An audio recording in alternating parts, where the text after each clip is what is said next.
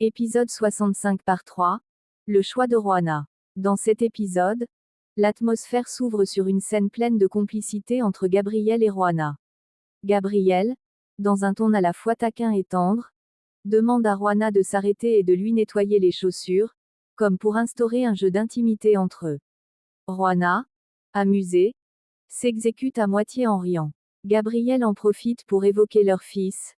Il lui dit qu'il a laissé Eduardito avec Alma, en plaisantant sur le fait qu'elle allait certainement le gâter de manière irréversible, tant son affection débordante ne connaît pas de limite. Les deux lèvent leur verre et trinquent en partageant un moment de détente. Gabriel se laisse envahir par la nostalgie. Il raconte que c'est dans ce même endroit qu'il l'avait amené pour la première fois, à la hacienda, et qu'il garde en mémoire les vêtements de ses parents qui y étaient encore. Il ajoute que c'est également là qu'il l'avait embrassé pour la première fois, confessant qu'il mourait d'envie de se baiser depuis longtemps. Ces mots résonnent comme une déclaration sincère, où il espère que cette relation continue à s'épanouir. Un peu plus loin, Jenny discute vivement avec le docteur voulant avoir des nouvelles de Salvador. Elle affirme avec insistance qu'elle est la véritable épouse de Salvador, et elle met en garde le docteur contre quiconque viendrait prétendre le contraire ou mettre en doute cette vérité. Elle menace même de tuer celui qui essaierait de briser son lien avec lui. Mais le docteur garde son calme et la rassure. Elle lui dit que tout va bien et lui fait jurer de la croire. De son côté, Josefina, encore sur la défensive, finit par admettre que les choses vont bien et s'intéresse au chauffe-eau de la maison. Elle veut prendre un bain chaud. Son fils la rassure. C'est Gabriel qui a réparé le boiler et il fonctionne à nouveau parfaitement.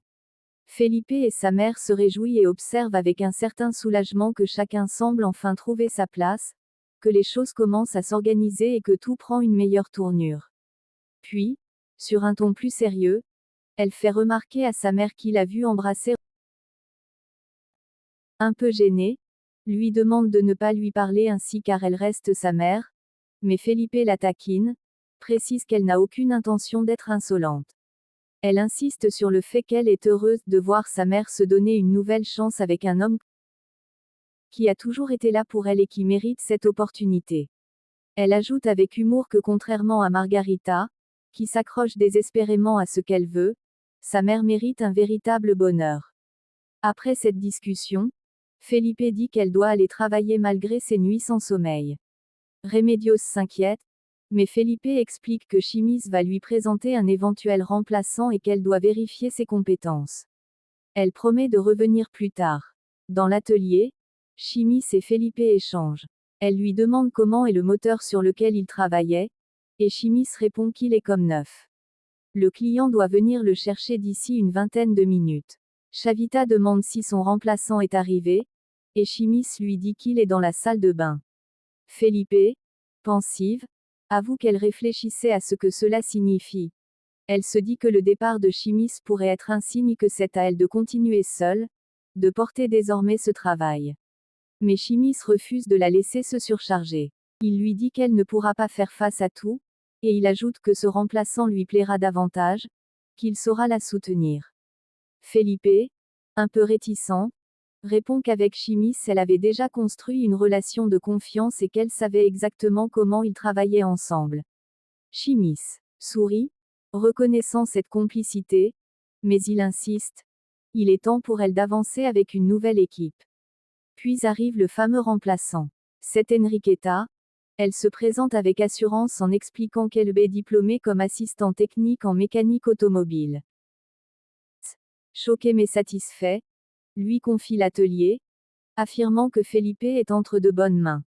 La jeune fille, enthousiaste, dit que s'il est embauché, il veut qu'on le mette immédiatement à l'épreuve, car il est venu pour travailler sérieusement. Felipe reste un peu surprise de son dévouement, mais accepte ce nouveau départ. La scène change et met en avant Bruno, plongé dans une profonde mélancolie. Il parle à haute voix de sa sœur disparue, affirmant qu'elle n'était pas mauvaise mais que le destin s'était acharné contre elle. Sa voix trahit une immense douleur. Il regrette de ne pas avoir pu la sauver et confie qu'il en souffre terriblement. Mais Gabriel ajoute qu'il ne laissera pas leur mère sombrer et qu'il prendra soin d'elle pour qu'elle ne manque jamais de rien. Bruno fait alors une promesse solennelle. Il jure de ne pas quitter ce monde avant d'avoir mis fin à la vie de Rogelio Fuenmayor, qu'il considère comme la cause principale de tant de souffrances. À ses côtés, Mayo lui conseille à Paula avec prudence de quitter le pays pour sa sécurité, insistant sur le fait que ce serait ce qu'il y a de mieux pour lui. Elle hésite, mais Mayo ajoute que s'il le permet, il l'accompagnera et veillera sur lui. Ces paroles réconfortantes adoucissent la tension dramatique. Un bouleversement surgit ensuite. Des policiers se présentent avec une ordonnance contre Paula Fuenmayor. Ils déclarent qu'elle est accusée de tentative d'assassinat contre Juana Bravo, et ils révèlent que l'ancien procureur Javier Quiroz a témoigné contre elle. Paula panique et crie que ce n'est pas vrai. Elle refuse d'y croire et s'effondre, terrifiée par cette injustice. Elle dit qu'elle assumera les conséquences, mais son désespoir est palpable. Mayo tente de la calmer, lui promet qu'elle ne sera pas seule. Paula, dans une crise de larmes, répète qu'elle ne sera pas comme son père, qu'elle préfère assumer la responsabilité plutôt que de se cacher. Elle se résigne à affronter les accusations, mais Mayo lui promet de rester à ses côtés coûte que coûte. De son côté, Bruno se retrouve enfin face à Rogelio Fuenmayor. C'est une rencontre tendue et dramatique. Rogelio, visiblement surpris et inquiet, essaie immédiatement de négocier. Il prétend qu'il ne le connaît pas et lui propose de l'argent pour acheter sa protection. Il dit qu'il peut le payer pour qu'il le défende. Mais Bruno, loin de se laisser corrompre, le ridiculise et l'humilie. Il lui ordonne de lui nettoyer les chaussures, l'obligeant à se soumettre. Rogelio s'exécute maladroitement, humilié et effrayé. Alors qu'il tente de se rattraper, il s'avance et se présente. Il dit s'appeler Bruno Monte, frère de Camila. Rogelio est bouleversé et incrédule, persuadé que Bruno était mort. Cette révélation le frappe de plein fouet et marque un tournant. En parallèle, la police se félicite. Salvador, soulagé et fier, annonce qu'ils ont sûr pour elle, car le danger est encore présent.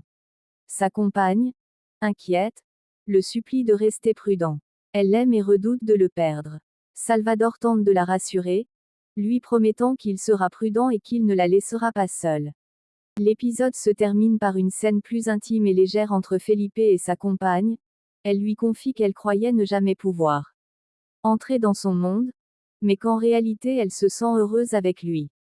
Elle explique que la brasserie où elle travaillait la fatiguait avec son pouvoir, ses responsabilités et ses pressions, et qu'elle préfère désormais vivre à ses côtés, dans un univers plus simple et sincère.